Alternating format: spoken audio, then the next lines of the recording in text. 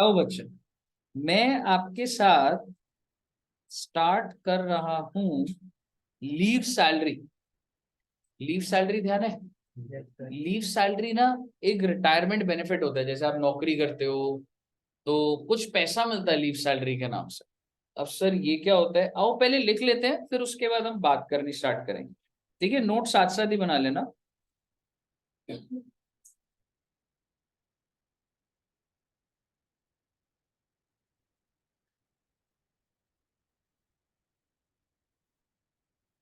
या तो leave salary government employ को मिलती है, या तो लीव सैलरी नॉन गवर्नमेंट।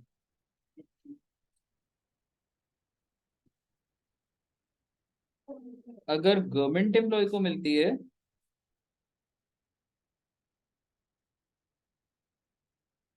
अगर उसको ड्यूरिंग जॉब मिली है तो अलग बात है।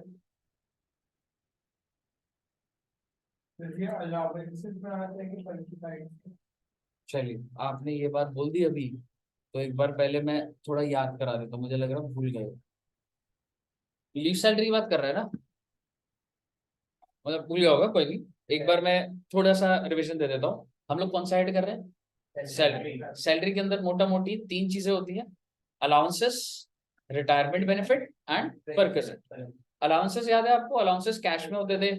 HRA, entertainment, official allowance, personal allowances, exempt allowance, other allowance. फिर हम लोगों ने रिटायरमेंट बेनिफिट स्टार्ट करा। रिटायरमेंट बेनिफिट होता है आप रिटायरमेंट के बाद आपको जो भी पैसा मिलता है उसकी टैक्सेबिलिटी। जैसे कि हमने एक करा था ग्रेचुटी, ग्रेचुटी एंड उसके बाद पेंशन। हमने दो करे थे। रिटायरमेंट के बाद आपको लीव सैलरी भी मिल सकती। तो रिटायरमेंट बेनिफिट के अंदर टोटल 5 चीजें हैं बेटा। आपने ग्रेचुटी कर लिया, आपने पेंशन कर लिया है, लीव सैलरी हम कर रहे हैं, इसके बाद VRS और रिट्रेंचमेंट कॉम्पेंसेशन। 5 कंपोनेंट्स। ठीक है जी, so we are in retirement benefits. ठीक है, आइए। तो लीव सैलरी या तो आपको रिटायरमेंट पर मिलता है या तो आपको रेजिग्नेशन। अच्छा जी, और नॉन गवर्नमेंट एम्प्लॉय में भी या तो ड्यूरिंग जॉब होता है या फिर ऑन रिटायरमेंट या फिर ऑन रेजिग्नेशन। सर अगर आप एक गवर्नमेंट एम्प्लॉय हैं और अगर आपको ड्यूरिंग जॉब ही मिल रहा है, सर ये कैसे मिलेगा? मैं आपको बता दूंगा, बस अभी आप लिख लो। ड्यूरिंग जॉब अगर आपको लीव सैलरी मिली तो क्या हो जाता है बच्चे, पूरा का पूरा टैक्स। जॉब के दौरान ही आपको आपकी लीव्स के अगेंस्ट कुछ पैसा मिलता है। सर कैसे मिलता है, पूरी कहानी बताऊंगा आप। तो वो क्या हो जाता है, टैक्सेबल। आप मुझे बताइए लॉजिकली, नॉन गवर्नमेंट के लिए ड्यूरिंग जॉब में क्या लिखूं? जब गवर्नमेंट के लिए टैक्सेबल है तो इतना तो तुम्हें समझ है ही कि सरकार अदर एम्प्लॉयज के लिए भी टैक्सेबल करे। सर रिटायरमेंट पर मिली तो? सर ये मिल क्या रहा, मैं कुछ समझ नहीं आ रहा। छोड़ो ना बेटे, मैंने बताया का। बस यहाँ पे मैंने क्या लिख दिया, फुली एग्नेस्ट। तो सर ये पूरा का पूरा एनालिसिस हमारा कहाँ चलने वाला है? हमारा चलने वाला है बच्चे एक नॉन गवर्नमेंट एम्प्लॉय, यानी कि कल को तुम रिलायंस, एयरटेल, इन्फोसिस, यहाँ पे तुम्हें कुछ पैसा मिलेगा, किस नाम से मिल रहा है? Leave salary. तो क्या होगा, आइए यहां पर कुछ एग्जेम्पशन छिपी। Lease of the following is exempt. Okay. जो इन सब में से सबसे कम होगा वो क्या हो जाएगा बेटा, exempt। 4 लिमिट। सबसे पहली मैंने तुम्हें समझाया भी नहीं, फिर भी तुम बता सकते हो, एक्चुअल रिसीट। क्योंकि जो भी तुम्हें मिलता है उसके ऊपर तो एग्जेम्पशन जा ही नहीं सकती ना, तो वो डालना ही पड़ता। ठीक है, फर्स्ट इज एक्चुअल रिसीट। ठीक है बच्चों, आपको पता है लास्ट लिमिट है 3 lakhs, यानी कि what is the maximum exemption you can get? 3 से ऊपर तो नहीं जा सकते ना। देन लाइफ टाइम है, वैसा ही वाला है ना, जैसे ग्रेचुइटी में था जिंदगी भर का 3 लाख रुपए मिलता था, ठीक है। Then 10 into 10 months average salary. अरे सर आप ये क्या बोल रहे हो? अरे बेटे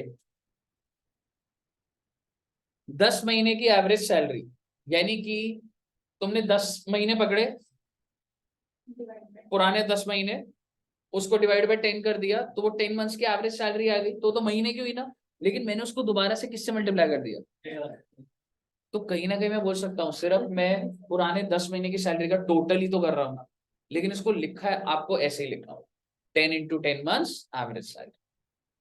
अच्छा, एंड लास्ट जिस पर पूरा का पूरा हमारी चर्चा चलेगी, अनअवेल्ड लीव। सर ये क्या होता है? छोड़ो ना बेटे, बस ये मैंने पहले लिख दिया डेज में। आपको पता है डेज को अगर आप 30 से डिवाइड करो तो मंथ्स आ जाता है। तो मान लो अगर ऊपर 90 डेज होता, अनअवेल्ड होता क्या, छोड़ो ना, अगर 90 डेज होता, उसको अगर मैं 30 से डिवाइड करूंगा तो कितने महीने आ जाएंगे? 3 महीने, ठीक है। बस इसको मैं मल्टीप्लाई किससे कर दूंगा?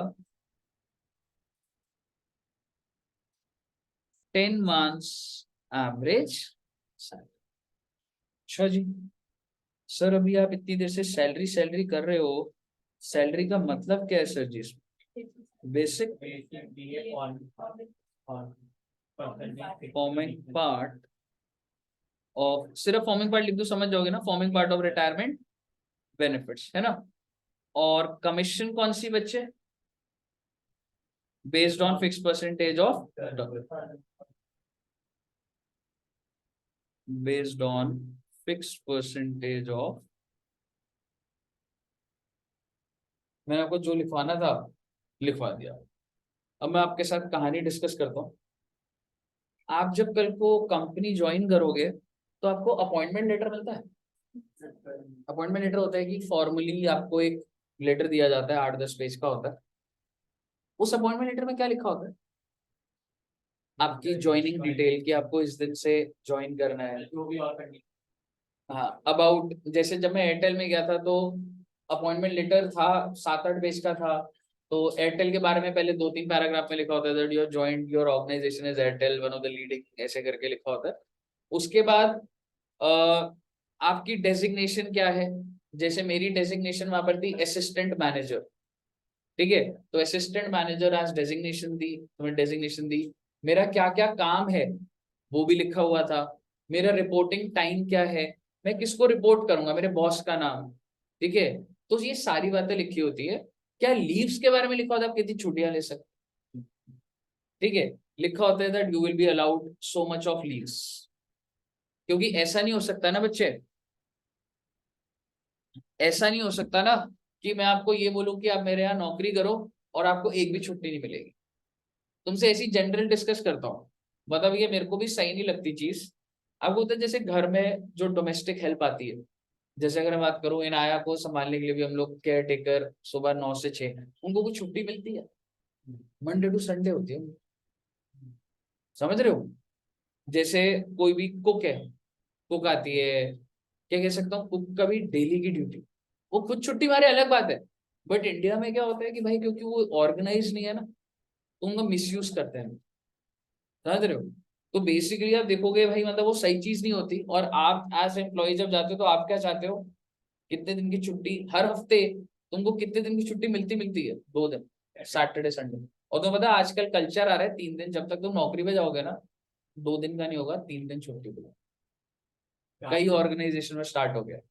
यार सर मजा आ गया सर, समझ रहे हो। अब मतलब ये ऐसा हो गया है, बेसिकली कुछ कंपनीज है क्या करती है, देखो पता है क्या होता है, आपको ना 40 आवर्स कंप्लीट करने होते हैं। अगर मैं एकदम जैसे अच्छी ऑर्गेनाइजेशंस की बात कर रहा हूँ, जो अनस्ट्रक्चर्ड होती है ना, उसमें सिर पैर नहीं होता काम आने का, पूरा दिन ही लगे रहते। लाइफ में ऐसे नहीं करना चाहिए, वो भी एक्सपीरियंस होना चाहिए, पर आपको ऐसे अपने काम को मैनेज करना चाहिए, हर चीज के लिए टाइम निकलना चाहिए, समझ रहे हो। तो जो बड़ी कंपनीज है ना, वो क्या लॉजिक लगाती है कि हमें ना 40 आवर्स एम्प्लॉय को देना, 40 आवर्स।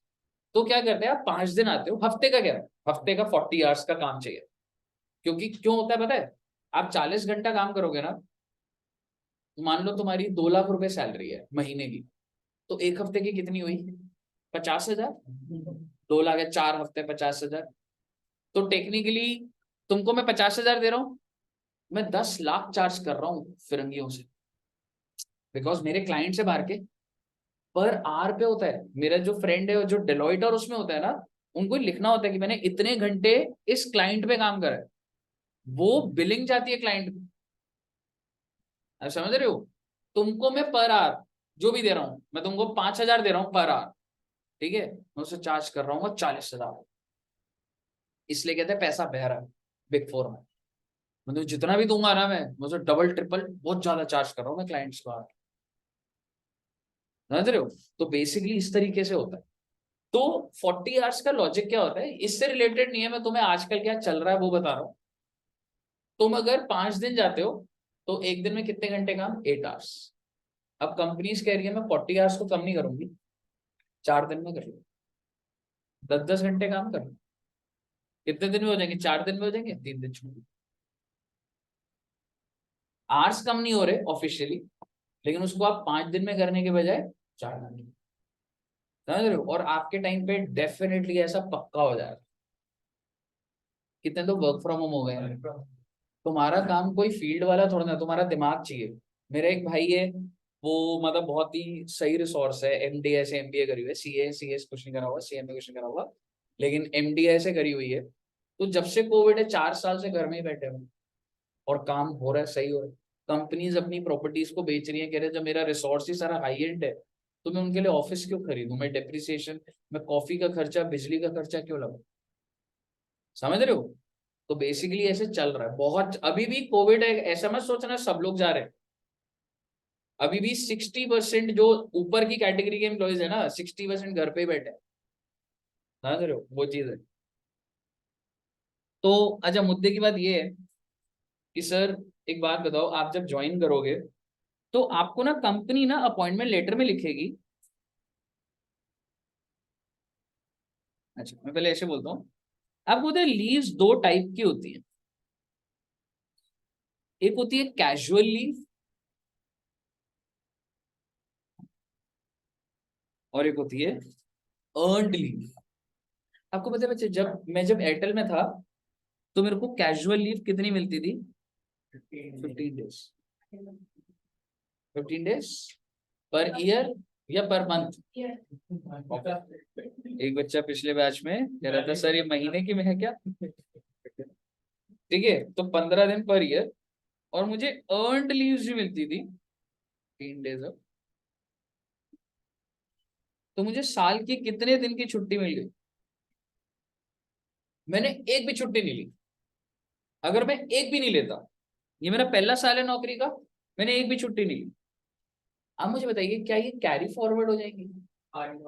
मतलब अगर मैं बोलूं कि ये 15, अगले साल 15 तो कैरी फॉरवर्ड हो गई और मेरे पास 15 और आ जाएंगी, तो मेरी अर्नड लीव्स कितनी हो गई? अगले साल मैं कितनी ले सकता हूँ? और ये 15 भी नहीं ली थी मैंने, और 15 और हो जाएंगी, बस 60 लीव्स, 2 महीना छुट्टी ले सकता हूं। ऐसे अगर मैंने 4 साल निकाल दी ऐसे ही करते हुए तो पूरे साल छुट्टी ले लूंगा। तो ये जो मैंने लिखा है ना, ये बिल्कुल सही लिखा है, कैरी फॉरवर्ड होती है। लेकिन जो कैजुअल लीव होती है वो लैप्स हो जाती है, खत्म हो जाती है। साल खत्म होते ही आपके लॉगिन आईडी, आपके पोर्टफोलियो में से वो लीव्स हट जाए, एम्प्लॉय आईडी होता है उसमें लिखा होता है इतनी लीव बची है। तो बेसिकली क्या ये भी कैरी फॉरवर्ड होती है? नहीं। आप मुझे बता दीजिए, अगर ये नहीं होती तो इस टाइम की तो सिर्फ और सिर्फ कितनी मिलेंगी बेटा? तो टेक्निकली तुम कितनी लीव्स ले सकते हो? यस ले सकते हो, आप ले सकते हो। लेकिन अब मैं दोबारा ईयर 1 पे आता हूँ। कितनी छुट्टियां लोगे तुम? एक भी नहीं लोगे। 15 तो लोगे ही। क्योंकि उस 15 पे तुमको कोई पैसा नहीं मिलने वाला, वो लैप्स हो जाएंगी। लेकिन ये जो अर्नड वाली 15 है उस पर क्या है बेटा? उस पर पैसा मिलता है। कोई भी एम्प्लॉय वो यूज नहीं करता, इकट्ठी करता। वो ये सोचता है 20 साल काम करूंगा, 15 दिन की छुट्टी, तो 20 × 15, 300 दिन इसका पैसा मिलेगा। 300 दिन मतलब टेक्निकली कहीं ना कहीं पूरे साल का पैसा जब 20 साल काम करूंगा तो मैं मिलेगा 15-20 लाख बन सकता है। तो आप ऑर्गेनाइजेशन में जब जाओगे ना, देखोगे कोई भी अर्न लीव्स यूज नहीं करता, लेकिन कैजुअल लीव कोई छोड़ता नहीं। कैजुअल हो गई, देख भाई तू एम्प्लॉई है, ऐसा हो सकता है ना तू कभी ना कभी बीमार पड़ जाए, कभी ना कभी घर में फंक्शन हो, आपको फैमिली के साथ घूमने जाना हो, आपको मैं लीव दे रहा हूँ 15 कि साल की 15 यू आर नॉट वेल, तो आप कैजुअल लीव्स में से यूज कर सकते, अर्नड होती है, आप ये भी ले सकते हो, कोई मना ही नहीं है। लेकिन अगर तूने नहीं ली, तो मैं इसका कल को जब तू जॉब छोड़ के जाएगा ना, तो मैं इसका देखो पैसा दूं। वो लीव जिसको अगर आपने नहीं ली तो आपका पैसा बनता है, वो अर्न। कैजुअल क्या है यार, डे टू डे इंसान बीमार होता है, सीजन चेंज हो रहा है, कुछ है, समझ रहे हो, तो 15 दिन की ले लो, तो आपको फिर आपके नेक्स्ट ईयर जो बची है वही कैरी फॉरवर्ड होंगे। आप 15 की 15 ले लो, अगले साल फिर दोबारा 15 ही होंगे आप। तो लोग ये सोचते हैं यार अगर जरूरत है तो लो, नहीं है तो कोई वो नहीं है ना। ठीक है, अब मुद्दे की बात ये है, आपको पता है कॉर्पोरेट सेक्टर में क्या होता है,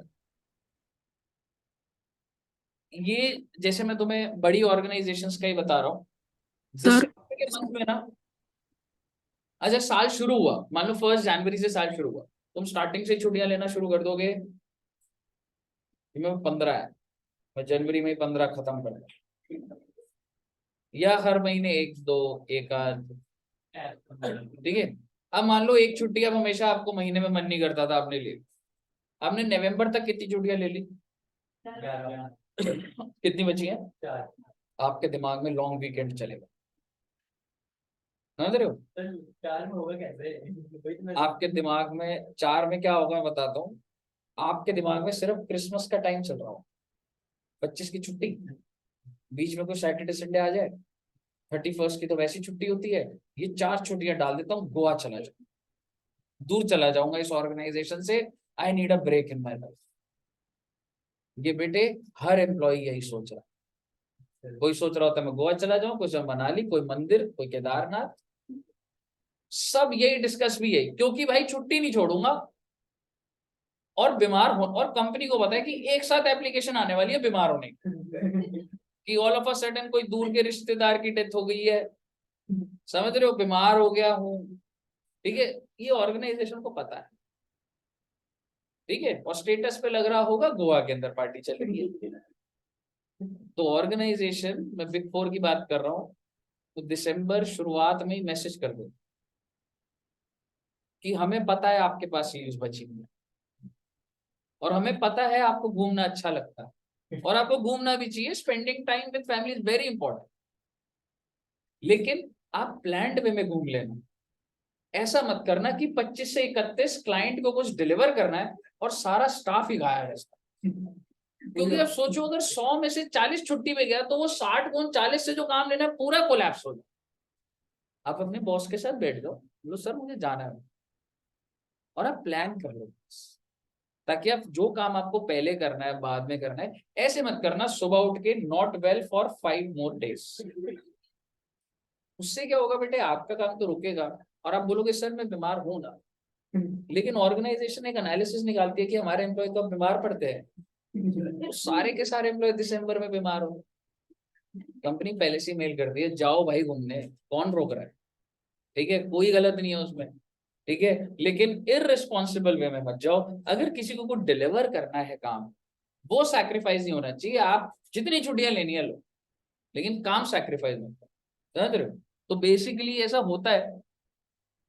तो आप मुझे बताइए, हमारी यहाँ पे जो बात हो रही है, सर अगर किसी ने छुट्टी दिया किसी एम्प्लॉय ने और वो वहां से भी काम कर रहा है, उसका काम काम अभी देख है, तो लीव्स तो काउंट होंगी पर वो अनऑफिशियली करो, और ऐसे ही होता है। तो पता है एयरटेल में जब मैं गया था ना, तो ना आप कितने बजे आ रहे हो कितने बजे जा रहे हो, ये एयरटेल रिकॉर्ड नहीं रखता।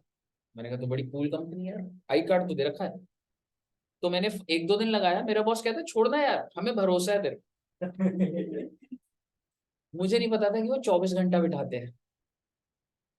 आप समझ रहे हो क्यों नहीं चल रहा है साहब, वो एम्प्लॉय पे इतना प्रेशर ही डाल देते हैं। तुम 9 घंटे की बात करो, तुम 18 घंटे बैठ जाओगे उधर। तो बेसिकली मेरा 9 से 6 का टाइम ही नहीं है। मेरा बॉस कह रहा है आ जा आराम से अच्छे से ब्रेकफास्ट करके आ जाओ 11 बजे तक। तो उसने ये नहीं बताया कि डिनर भी साथ ही करेंगे। मैंने कहा अच्छा यार, ये तो बहुत अच्छा था, बहुत अच्छा बॉस था। अगर मैं सुबह 5 बजे तक बैठा हूँ साथ में बैठता, समझ रहे हो? तो एयरटेल का कल्चर, प्रेशर है लेकिन लोग अच्छे हैं, पढ़े लिखे, मतलब सही है, सेटिस्फाइड लोग हैं, सेटल्ड लोग हैं, तो अच्छा चीज है। तो बेसिकली आप मुझे बताइए, ये लीव सैलरी की बात, सर कैजुअल की बात करूं, हाँ जी एक मिनट मैडम, या मैं अर्नड की बात करूं? अर्नड, हाँ जी मैडम बोलिए। सर ये जो लीव सैलरी में से मतलब जैसे हमारी कैजुअल अगर 15 यूज हो गई तो हम और लेना चाहें तो फिर लीव से लेंगे? आप ले सकते हो, कैजुअल यूज कर लो ना पहले। हाँ, अगर जैसे खत्म हो गई फिर लीव से जब हम हाँ हाँ अर्न ले से जब सकते हम हो। लेना स्टार्ट करते हैं तो सैलरी से कोई मतलब कुछ डिडक्ट नहीं होता, बस नहीं, उसके 15 पैसे नहीं दिन तक, मिलेंगे? 15 दिन तक कुछ नहीं होगा। जैसे मान लो तुमने अपनी 15 खत्म कर दी कैजुअल, हाँ तुम सर। 15 और लोगे, तुम्हारे को सैलरी पूरी मिलती रहेगी। लेकिन इसके बाद अब ठीक है। छुट्टी लोगे फिर पैसा कटे। अच्छा, बस उसके अगेंस्ट हमें पैसा रिसीव नहीं होगा, हम जितनी लेंगे उसमें से? रिसीव भी ठीक नहीं है। होगा क्योंकि आप यूज कर लिया। हाँ ठीक है। मतलब अर्नड लीव में हमारा पैसा कटेगा?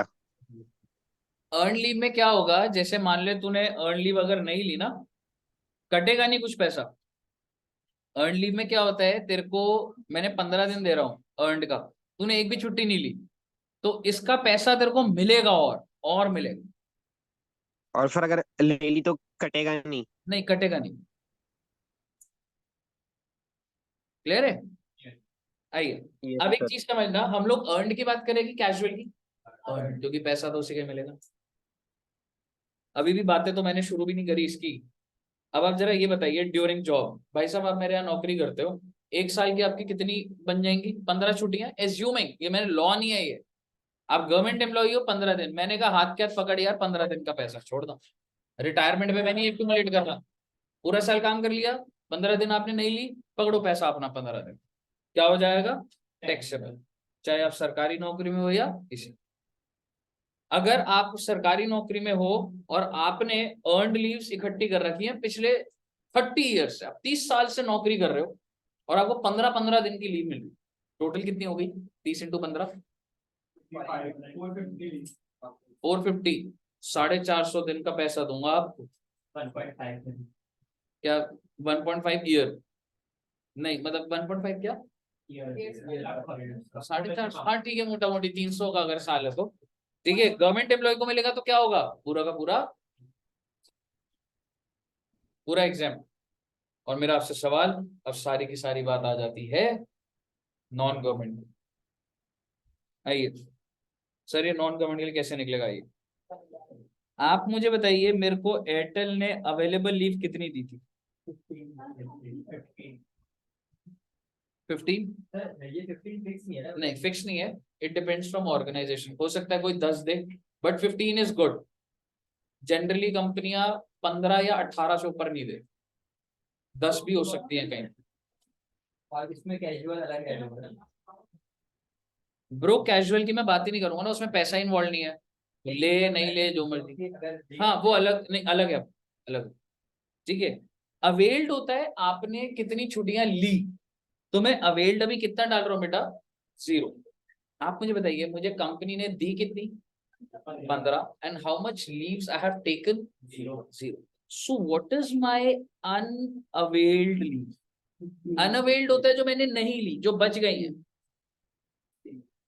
अब मैं अगर आपको बोलूं कि एक इंसान है मिस्टर ए, उसके कंप्लीटेड ईयर्स हैं 18 साल 8 महीने, तो सबसे पहली बात, क्या मुझे मंथ्स को कंसिडर करना है? नहीं कर, यहाँ पे कोई 6 महीने से ऊपर की कोई कहानी नहीं है। कितने साल काम करा उसने? 18 साल, 8 को मैं क्या लूंगा? 18 ही लीव सैलरी का। आप मुझे बताइए, अगर इस इंसान को हर साल 15 मिलती है तो इसकी टोटल अनअवेल्ड कितनी हो जाएगी? 17 क्या मैं कह सकता हूँ 18 इंटू कितना आ जाएगा बेटा? 270। क्लियर है? क्या मैं कह सकता हूँ इसको 270 लीव का पैसा मिलेगा? अब इस लिमिट को पढ़िए, अनअवेल्ड लीव्स, अब समझ आ रहा? इसको मंथ में कन्वर्ट कर दिया मैंने 30 से डिवाइड करके, है ना, 9 मंथ्स। और बेटा 10 मंथ एवरेज सैलरी तो मैं निकाल लूंगा ना बंदे की। और मैं फिर से आपको याद दिला देता हूँ, मैं आपको एग्जेम्पशन सिखा रहा हूँ। कंपनी क्या पैसा दे रही है वो कंपनी के ऊपर। क्या मैं आपको ये बता रहा हूँ कि कंपनी कितने रुपए देगी आपको? नहीं, मैं आपको इनकम टैक्स का प्रोविजन बता रहा हूँ। मैं बता रहा हूँ एग्जेम्प्ट कैसे निकले। तो एग्जेम्प्ट कैसे निकल रहा है? पहली लिमिट क्लियर है, एक्चुअल रिसीव्ड। ये जो भी इंसान है उसकी जब भी उसकी रिटायरमेंट हुई है पिछले 10 महीने की एवरेज करूंगा, उसको मल्टीप्लाई कर दूंगा। सैलरी का मतलब क्या है इसके अंदर? Basic DA commission. 3 लाख रुपए लिमिट फिक्स्ड है। आपको क्लियर है? कहाँ है? एवरेज 10 मंथ एवरेज ना, मतलब 10 वगैरह देख, सिर्फ यहाँ पे तो नहीं करना है। दिस इज 10 मंथ ये महीने के, पर उसके बाद तो 10 से मल्टीप्लाई करना है। इस बार है, इसी बार है। This is monthly. यहाँ तक क्लियर है? अब मेरे आपसे एक छोटा सा सवाल है। मान लो एक्चुअल रिसीव्ड आ गई 2,90,000, ये आ गई 3 लाख, ये 3 लाख है, ये 5 रुपए आ गए। एग्जेम्पशन कितनी मिलेगी? So you want your limit to be higher और lower, and you technically want all the limits to be higher. मतलब आप हर लिमिट को चाहोगे कि मैं 3 लाख तक तो पहुंचा ही दूं भाई, है ना। 3 से ऊपर जाने में कोई नहीं है क्योंकि सरकार ने अपना बैंड लगा दिया लिमिट का। लेकिन आप चाहते हो कि मेरी हर लिमिट ज्यादा से ज्यादा है, एटलीस्ट 3 लाख के बहुत क्लोज है। तो ना इस एम्प्लॉय ने ना कंपनी को एक गणित समझाई। इसने एम्प्लॉय ने बोला, सर मेरी ना आपसे एक रिक्वेस्ट है। उसने बोला कि सर आप ना मेरे को ना 40 दिन की अर्नड लीव्स। कंपनी ने बोला कैसी बात कर रहे हैं आप, 40 दिन की लीव? उसने कहा सर मैं लूंगा नहीं छुट्टियां से, और आप मुझे फ्यूचर में इसका पैसा भी मत देना। ब्रैकेट पे हमारी सोच 15 पे ही चल रही है, लेकिन सर पेपर में लिख के दे दो, सर अपॉइंटमेंट लेटर में लिख दो कि मेरे को 40 दिन की छुट्टियां। कंपनी ने कहा उससे क्या होगा? मैंने कहा देखो सर, छुट्टियां तो मैं लूंगा नहीं, ठीक है, थोड़ी बहुत ले भी ली, पर अभी आप एज्यूम कर लो कि मैं अर्नड वाली को तो बिल्कुल ही नहीं ले रहा, कैजुअल लूंगा। ये तो अर्नड की बात हो रही है, वो तो मैंने लेनी नहीं है। आप मुझे बताइए अनअवेल्ड कितनी आ जाएंगी? कंपनी ने कहा उससे क्या होगा? उसने कहा सर देखो, अब 18 इंटू 40 होगा, कितना अमाउंट आएगा बताओगे? 720। और उसने कहा सर जब ये 720 आ जाएगा ना, तो जहां ये पहले 270/30 हो रहा था, अब 720/30 होगा, लिमिट बढ़ जाएगी। तो टेक्निकली वो कंपनी को कह रहा है कि आप ना अवेलेबल ज्यादा दिखाओ। उससे क्या होगा? अनअवेल्ड अपने आप बढ़ जाएगी, और अगर अनअवेल्ड बढ़ गई मेरी लिमिट बढ़ जाएगी। कंपनी से उसकी सेटिंग है, सर मैं छुट्टियां नहीं लूंगा, और कंपनी कह रही है बट मेरे को तेरे को पैसा तो देना है। फिर सर वो तो आप अपने हिसाब से दोगे, समझ रहे हो? सरकार ने बोला ऐसे नहीं चलेगा। सरकार ने बोला ये जो 40 डेज है ना, आप ये नहीं ले सकते। आप यहाँ पर मैक्सिमम कितने डेज ले सकते हो पर ईयर? इससे ज्यादा नहीं। 30 is also still very good.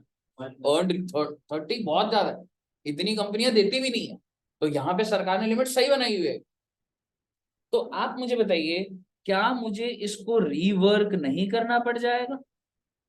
क्या मैं 720 को वहां लेके चला जाऊं? नो। आप मुझे बताओ, इसका मतलब 40 दिन की जगह मुझे क्या लेना पड़ेगा? और मैंने अगर लीव नहीं ली है तो मेरी कितनी आ जाएगी? यानी कि अगर कोई ऑर्गेनाइजेशन आपको बोलेगी कि मैंने 40 दी है और उसके बेसिस पे सारा डेटा दिया हुआ है, आपको डेटा को ठीक करना पड़ेगा। एक बात बताइए, क्या मैं इस डेटा से ओरिजिनेट हुआ अनअवेल्ड पकड़ सकता हूं? नहीं पकड़ सकता। मेरे को डेटा को दोबारा बनाना पड़ेगा कि भाई अवेल्ड तो इतनी, अवेलेबल तो इतनी जा सकती, ये एक्चुअल माइनस हो गई और ये क्या आ गई? आप मुझे बताइए इस हिसाब से क्या हो जाएगा? 12 इंटू 30। तो अगर कोई कंपनी 40 लीव देती है अपने एम्प्लॉय को, तो 720 नहीं जाएगा, कितना जाएगा बेटा? मुझे बताइए, यहाँ तक क्लियर है? इस सोच को हमने क्वेश्चन के अंदर देखना है, ठीक है। लेकिन एक आखिरी बात बची हुई है, फिर हम सीधा क्वेश्चन पे जा रहे हैं। लीव सैलरी मैंने आपको बता दी है। क्योंकि ये वाली बात जो है वो ग्रेचुटी से भी लिंक्ड है, छोटी सी बात है। आइए, आपने 10 मंथ एवरेज सैलरी का कॉन्सेप्ट, मान लो ये 1/4/21 है और 31/22 है, और आज के डेट है बच्चे 24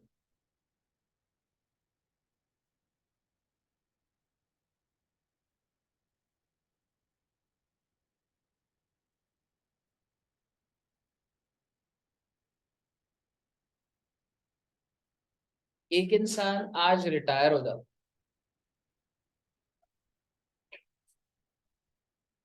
मेरा आपसे सवाल, अगर कोई इंसान रिटायर हो रहा है तो उसको ग्रेचुटी मिलेगी, या तो गवर्नमेंट होगा, नॉन गवर्नमेंट होगा, नॉन गवर्नमेंट होगा तो कवर्ड होगा, तो नॉट कवर्ड होगा। मैं नॉट कवर्ड पर हूँ, नॉट कवर्ड में भी 10 महीने निकालने होते हैं ना, if you are not covered under gratuity, याद है? I mean government employee, non government employee, non government employee में क्या था, कवर्ड अंडर ग्रेचुटी या नॉट कवर्ड। और अगर आप नॉट कवर्ड में हो तो आपको कितने महीने पकड़ने होते हैं? 10 मंथ्स, याद है ना बात? कहां से पकड़ूं 10 मंथ्स? ये डेट ऑफ रिटायरमेंट दी हुई है, 10 मंथ्स कहां से पकड़ूं? ग्रेचुटी के लिए ना, हाँ, तो जनवरी में। अच्छा, मतलब फेब्रवरी, मतलब इस डेट से नहीं पकड़ूंगा, बेसिकली इस मंथ को छोड़ दूंगा। आप ये कह रहे हो कि फेब को छोड़ दो सर, और मैं कहां से पकड़ूंगा? 31 Jan 22। क्या मुझे बता सकते हैं 10 मंथ्स कैसे बनेंगे? जनवरी, एक बार बता दो। अप्रैल टू दिसंबर, 1 अप्रैल ही हो जाएगा आई थिंक, क्योंकि फरवरी और मार्च ही तो छूटा बस, 1 अप्रैल ही हो गया। अप्रैल ये रहा जी 1 अप्रैल।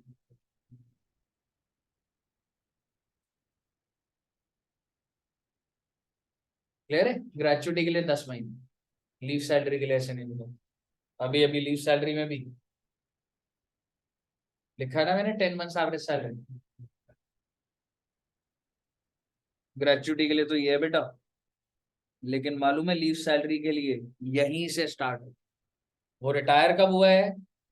24 को, तो 24 से लेकर, क्या मैं कह सकता हूँ कहीं ना कहीं 25 अप्रैल 21 हो जाए। क्यों जी?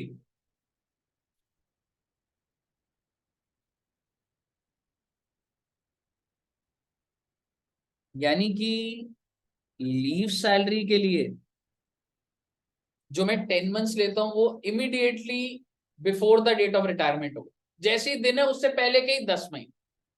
लेकिन ग्रेचुटी के लिए उस मंथ को छोड़ दोगे। अच्छा, ग्रेचुटी में तो लास्ट ड्रॉन सैलरी भी थी महीने की, कौन सा महीना पकड़ूंगा? जनवरी, क्योंकि ग्रेचुटी के लिए मैं उस महीने को छोड़ ही देता हूं, और ग्रेचुटी में अगर वो मंथली होता तो सिर्फ और सिर्फ क्या आता बेटा?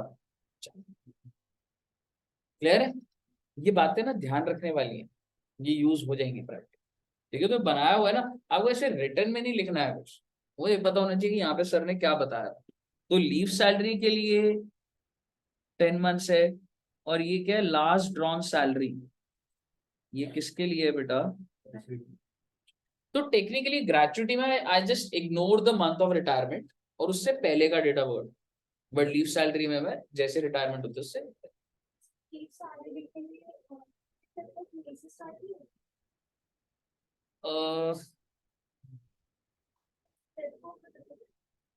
अच्छा, एक बार चेक करना पड़ेगा, मैं भी श्योर नहीं हूँ, हो सकता है वो डेट गड़बड़ हो।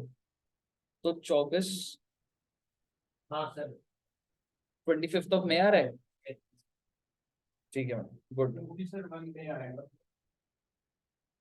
25 मई 21, हाँ नहीं, आई थिंक वो तो अगर लॉजिकली अगर देखा जाए तो फिर वो गड़बड़ हो जाएगी,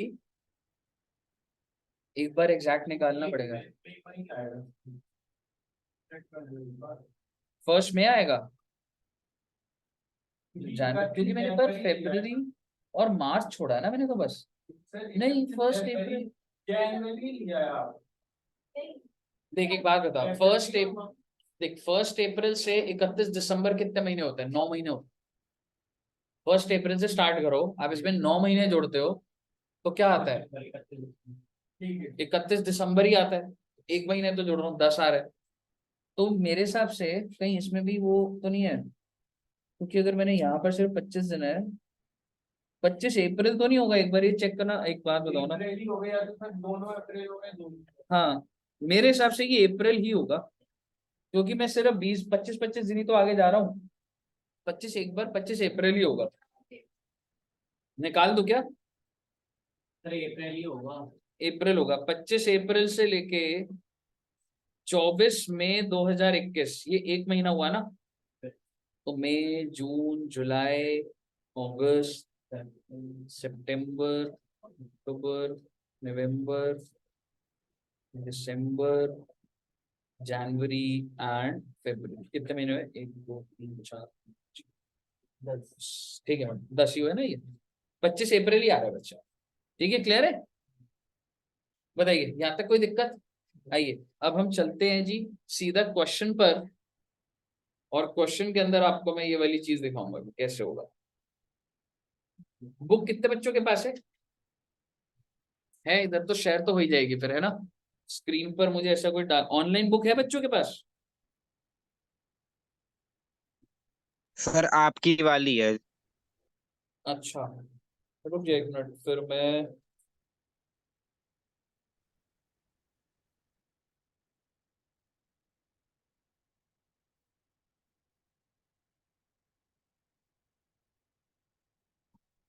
मैं डाल रहा हूँ, स्क्रीन पे डाल रहा हूँ कुछ। ठीक है, आ जाओ बच्चों। सारी पढ़ रहे हैं मुझे लग रहा है। ये तो पढ़ रहे हैं, आप पढ़ रहे हो इस करके। ठीक है, आ जाओ।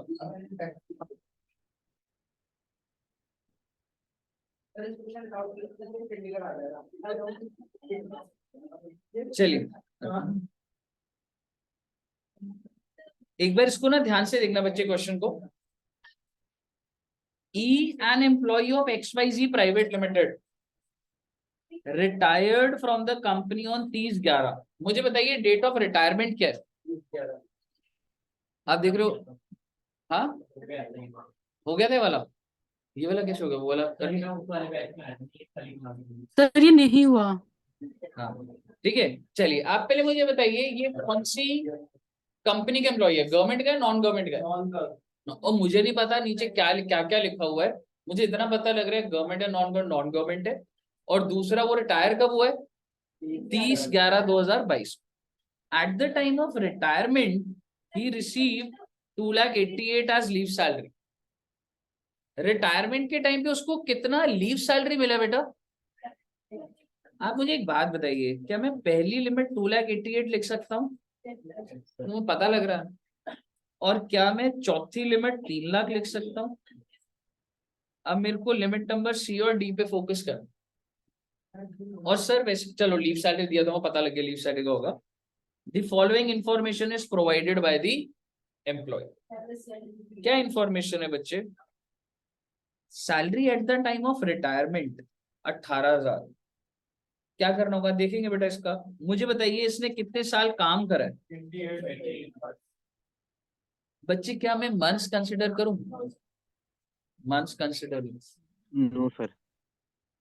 समझ रहे हो? मंथ्स कंसिडर में नहीं करो। तुमको पता है 20 साल हो गया। अच्छा, अगला पॉइंट क्या दिया हुआ है? लीव एनकैशमेंट तो पता ही है मुझे, 288 मिला है। Leaves availed while in service, आप मुझे बताइए क्या दिया हो? जो उसने छुट्टियां ली हैं, यूज करी है। अवेल्ड है ये। आइए एक टेबल बनवाऊंगा आपको, देखो बड़ी सिंपल सी बात है। अवेलेबल में से आप माइनस क्या करते हो, और फिर आपकी क्या आ जाती है? अनअवेल्ड। तो मुझे बताइए इसने क्या दिया हुआ है? अवेल्ड, छुट्टियां दे रखी है मुझे, कितनी ले ली है? 14 मंथ्स। क्लियर है? मंथ्स ऐसे डेज में भी कर लेंगे, पर 14 महीने मैंने छुट्टियां ली है। ठीक है, बैलेंस अनअवेल्ड लीव्स कहाँ लिखो? इसे ऊपर अवेलेबल, अवेलेबल में लिखो है अनअवेल्ड में? क्या इसके बेसिस पर आप मुझे अवेलेबल नहीं बता सकते? पहले यहाँ तक क्लियर है? अच्छा, अगर इसको मुझे डेज में करना हो तो इसका मतलब क्या है? 30, क्या मैं कह सकता हूँ 900 दिन हो जाएंगे, और 14 महीने को 30 से करना 420 डेज, और ये क्या आ जाएगा?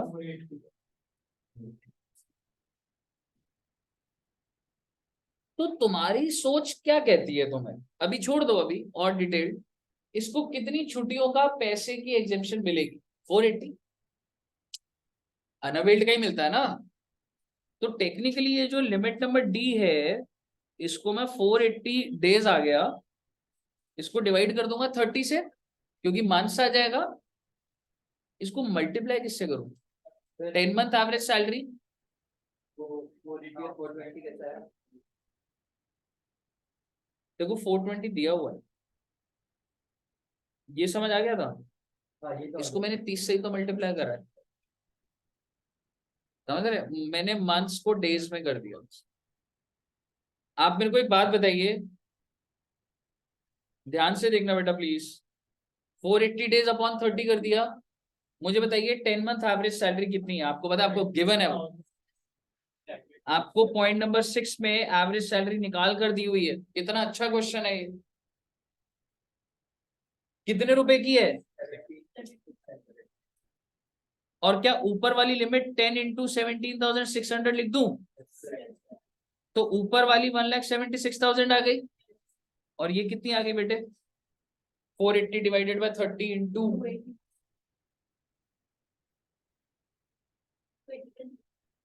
281,600। मेरे को बताइए, यहाँ तक कोई दिक्कत? सारी लिमिट्स निकल गई हमारी। सबसे कम कौन सी है? सेकंड वाली। तो एग्जाम्प्ट क्या हो जाएगा? यहाँ तक कोई डाउट? गलत है बेटे। डेज आना है ना सर। आप मैक्सिमम तो सर 20 हो सकते हैं ना, 20 या फिर 30 281,600 सही अमाउंट नहीं। आप मुझे बताइए, ये जो तुम्हें 900 दिन मिल रहे हैं, आपको ये जो 900 दिन मिल रहे हैं, ये एक साल में कितने दिन मिल रहे हैं? आपने ये जानने की जरूरत करी? वो जो मैंने आपको बताया था, एक साल में मैक्सिमम सरकार क्या कहती है? इस बंदे को 900 दिन मिले। इस बंदे ने कितने साल काम करा है? 45 डेज के बेसिस पे है वर्किंग। अगर इसने 20 साल काम करा है, ये लिखा ना 20 साल, इसको एक साल का 45 दिन की छुट्टियां मिल रही थी। और आपको अगर यकीन नहीं होता, ये ऐसे नहीं भी निकालो, नीचे दिया हुआ है, ये 1 इंटू 1/2 लिखा हुआ है, 45 दिन की, 1.5 महीने की छुट्टियां मिल रही है उसको। क्या इसका मतलब ये लिमिट सही निकली हुई है? ये गलत है सर, हमें इसको ठीक करना पड़ेगा। यानी कि ये जो अनअवेल्ड निकली थी, ये सही, अरे ये तो 45 के हिसाब से नहीं। आपको क्या करना पड़ेगा बेटा, आप मुझे बताइए, एक्चुअल लीव तो सही है ना, या वो भी बदल जाती है? वो थोड़ा ना बदल जाती है। आप मुझे बताइए, यानी कि 20 इंटू 45 की जगह क्या होना चाहिए था? 20 इंटू, और कितना आ जाता बेटा?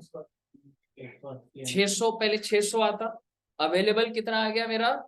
600। और आपने छुट्टियां कितनी ली? 420। अनअवेल्ड 180। इसका मतलब 480 की जगह 180 आएगा। अब बताइए कितना अमाउंट आ रहा है? 1,00,000। ये एग्जाम्प्ट होगा, ये सबसे कम। क्यों जी, मजा आया ना समझने में? बेटे आपको देखना पड़ेगा कौन सा बेस पकड़ा हुआ है उन्होंने। ऐसे थोड़ा ना यहाँ पे मैं कुछ भी लिख दूंगा, मेरे पास 5,000 दिन की छुट्टियां हैं, ऐसे थोड़ा ना होता है। मुझे बताइए, कोई दिक्कत यहाँ तक? पक्का से क्लियर है?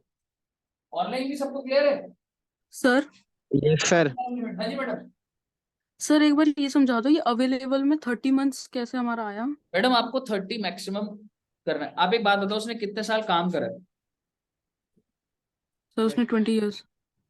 और अगर मैं 900 लिख रहा हूं, तो आप मुझे बताओ, क्या कहीं ना कहीं मैं 45 के हिसाब से वर्किंग नहीं कर रहा?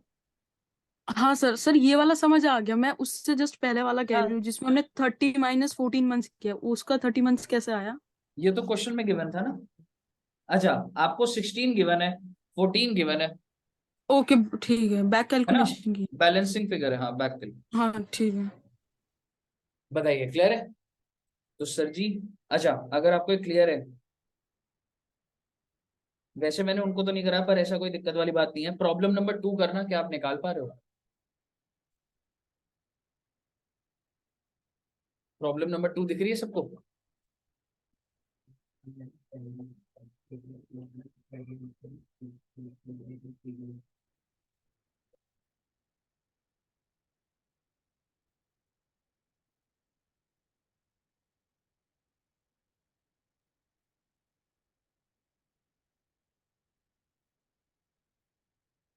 बाईस 400 आ गया तो मतलब सही है।